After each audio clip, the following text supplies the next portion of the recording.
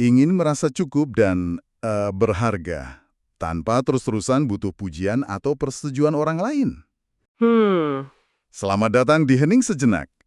Mari kita temukan kunci kekuatan sejati yang, ya, ada di dalam diri Anda. Oke, kita akan kupas tuntas nih soal validasi diri.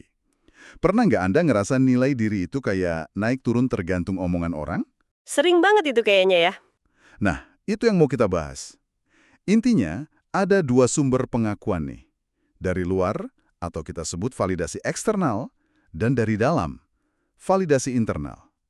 Kita coba telusuri keduanya deh, biar Anda bisa bangun rasa utuh yang lebih kokoh gitu. Tepat kali. Tujuan kita kan membedah perbedaan mendasar keduanya ya. Kenapa sih bersandar pada diri sendiri itu bukan cuma lebih nyaman, tapi secara fundamental lebih memberdayakan, lebih tahan banting lah dalam jangka panjang. Betul. Ini soal bangun fondasi yang nggak gampang goyah ya. Iya, persis. Mari kita mulai dengan yang sering jadi perangkap nih.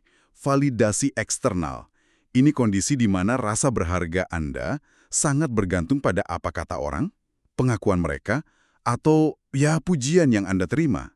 Materi kita menyoroti ini bisa bikin Anda jadi gampang minder. Atau kurang percaya diri ya. Iya, benar. Dan dampaknya bisa lebih dalam loh. Ketergantungan ini seringkali jadi sumber, penderitaan. Karena Anda jadi terlalu cemas mikirin penilaian orang, takut dianggap kurang. Padahal kan penilaian orang itu, Ya itu, perlu diingat, cara orang menilai itu kan berdasarkan kacamata mereka, standar mereka. Sesuatu yang, ya, sepenuhnya di luar kendali kita kan? nah, Anda nyebut soal standar orang lain. Materi kita juga nyinggung nih, kalau banyak standar kualitas atau aturan di masyarakat itu sebenarnya seringkali cuma, kutip-kutip, dibuat-buat. Kenapa ini penting disadari terkait validasi? Wah, ini krusial banget. Biar kita bisa lihat lebih objektif gitu. Banyak ekspektasi sosial itu kan bukan hukum alam ya, tapi ya konstruksi aja yang disepakati bareng. Seringnya tanpa kita sadari. Jadi kayak nggak tertulis gitu ya aturannya. Betul. Nah, maksain diri masuk ke cetakan yang sebenarnya nggak otentik sama diri Anda, itu cuma bakal nguras energi. Malah menjauhkan Anda dari sumber kekuatan sejati. Kita jadi kayak ngejar fata morgana aja. Bener juga ya, capek sendiri jadinya. Terus ada peringatan lain nih. Jangan gampang percaya sama sosok yang kayaknya punya semua jawaban atau janji mau nyelamatin. Hati-hati ya. Kekuatan buat berubah itu ada di dalam katanya. Terlalu fokus ngejar pengakuan atau simbol status materi juga bisa jadi jalan buntu yang, ya, melelahkan. Capek banget pasti. Bahkan, upaya tampil sempurna terus-terusan, itu bisa bikin Anda jadi enggan minta tolong pas lagi benar-benar butuh. Nah itu dia, ketergantungan eksternal ini pada dasarnya bikin identitas kita rapuh. Kayak rumah kartu lah. Gampang banget runtuh kena angin komentar atau kritik. Gampang goyah ya. Iya. Anda kayak nyerahin remote kontrol perasaan berharga Anda ke tangan orang lain. Makanya sumber-sumber kita tuh nekenin banget alternatifnya. Ya, dan alternatif itu adalah nemuin kekuatan yang asalnya dari dalam diri. Atau yang kita sebut validasi internal. Nah, disinilah pergeseran pentingnya terjadi. Pergeseran fokus ya. Betul. Ini tentang rasa berharga yang tumbuh dari keyakinan Anda sendiri, nilai-nilai yang Anda pegang, terus kemampuan Anda ngelola pikiran sama emosi. Fondasinya itu mencintai diri sendiri. Tapi ini bukan sekedar ngomong positif aja ya. Ini penerimaan utuh. Maksudnya utuh gimana tuh? Artinya ya kenal dan ngerangkul semua bagian diri Anda. Termasuk sisi-sisi yang mungkin selama ini Anda coba sembunyiin atau nggak Anda sukai. Apa yang kadang disebut shadow self itu loh. Justru ngenalin dan nerima aspek ini malah ngasih kekuatan. Oh, jadi nggak cuma yang bagus-bagusnya aja ya? Justru itu. Ini juga berarti nyadarin kalau Anda tuh punya agency, punya kekuatan dari dalam buat ngubah situasi atau, ya, respons Anda terhadapnya. Nggak perlu nunggu izin atau dorongan dari luar. Mandiri ya jadinya. Iya. Bagian penting lainnya adalah ngelatih pikiran.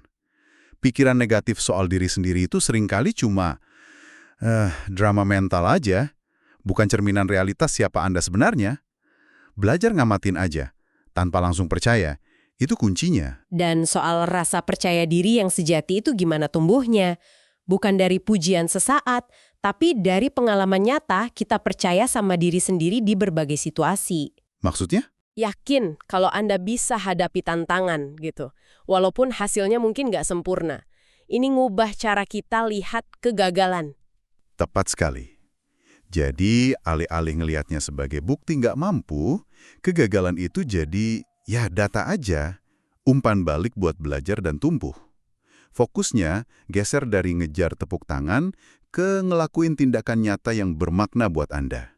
Kontribusi yang Anda anggap penting ya. Betul. Ngelihat dampak nyata dari tindakan Anda, sekecil apapun, itu ngasih rasa nilai yang jauh lebih solid dibanding pujian yang, ya bisa hilang kapan aja. Kalau kita tarik ke gambaran lebih luas nih, validasi internal ini intinya ya merebut kembali kendali atas narasi hidup Anda. Sekaligus bangun ketahanan emosional. Jadi lebih kuat ya mentalnya. Iya, percaya sama diri sendiri jadi kayak kacamata buat ngelihat dan meraih peluang. Dan ini bukan cuma soal perasaan loh, ada kaitan kuat juga sama kesehatan fisik dan mental. Oh iya, gimana tuh kaitannya?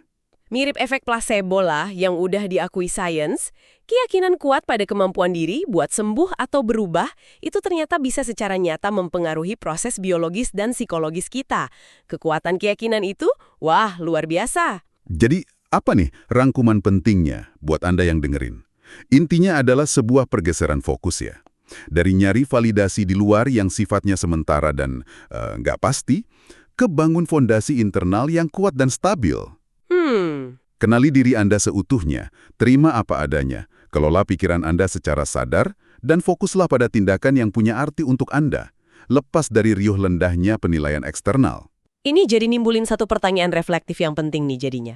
Kalau banyak standar sukses atau kualitas yang dielu-elukan di luar sana itu seringkali cuma konstruksi sosial atau dibuat-buat, nah standar pribadi apa sih yang sebenarnya bergema di hati Anda? Standar yang otentik ya. Iya, standar otentik apa yang pengen Anda bangun dan hidupi mulai hari ini? Coba direnungkan. Nah, Anda udah nyimak sampai sejauh ini nih. Kok belum follow, subscribe, atau like juga? Apa Anda benci kami? Enggak lah ya, bercanda. Sampai jumpa di penelusuran mendalam berikutnya dari Hening Sejenak.